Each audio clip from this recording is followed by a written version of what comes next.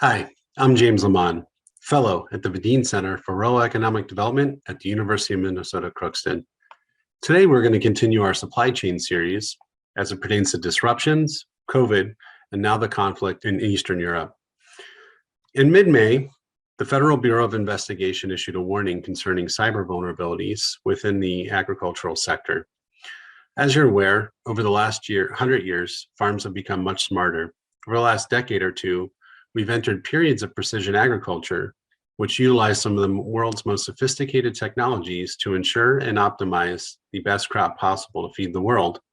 Whether it's farming data in real time, analytics, uh, sensors throughout a field and or a ranch, unmanned aviation using survey drones to detect pestilence or areas where fertilizer may require applications, connections with low Earth orbit satellites, as well as those drones and sensors in the ground to determine moisture content and other critical data, smart implements such as automated use of tractors, combines, and other GPS controlled devices.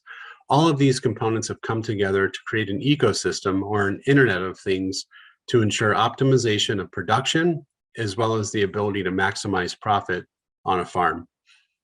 In mid-May, when the FBI released the warnings, the Department of Homeland Security issued a corresponding document slightly prior regarding some areas where farms and or producers, processors, and or technological support applications should focus on. For example, within location tech, whether it's auto steering using, again, low Earth orbit satellites or LEOs, various sensors, radars, and other technologies, ground-based systems for autonomous purposes, sensors and or sampling tech. This way, in real time, one can determine what types of applications are necessary for the optimization, monitoring yields during the process of production, remote sensoring technologies, whether you're doing it from your farmstead or you're doing it from 1,000 miles away if you're a larger corporation. And then naturally, the machine learning, which contributes to real-time decision-making based on hundreds of thousands of data points to ensure the farm runs smoothly. Who and what will be impacted associated with how the Department of Homeland Security as well as the Federal Bureau of Investigation outlined? First and foremost, farmers and livestock producers. We have a near-peer adversary within the cyber realm, consistently threatening the West. We already have supply chain disruptions as well as other problems. And so farmers and livestock producers should be wary of what could potentially occur given the threat to other critical infrastructure in the United States. Other folks that could be impacted are industries that support agriculture up and down the supply chain vertical, whether it's the inputs, outputs, production, and or processing.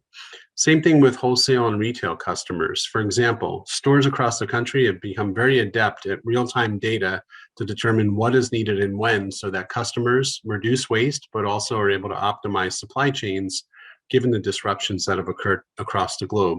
And then lastly, public health agencies that are consistently monitoring livestock and other crops for challenges. So what's being impacted? Naturally, intellectual property associated with the type of farming that's being done. Perhaps there's a certain type of monitoring mechanism. That IP coupled with perhaps the types of fertilizer applications and or other inputs could be an attractive target.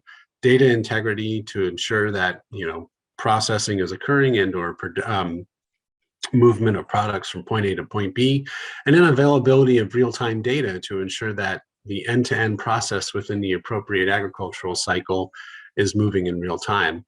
So in the aggregate, nothing to be alarmed about. However, there was a natural tendency for the Department of Homeland Security to refresh some of their warnings, as well as analyze some of the scenarios that could potentially impact farming communities given our reliance on real-time data for precision agriculture. I'd like to thank you again for joining me today, and I look forward to talking to you next time within the Supply Chain series.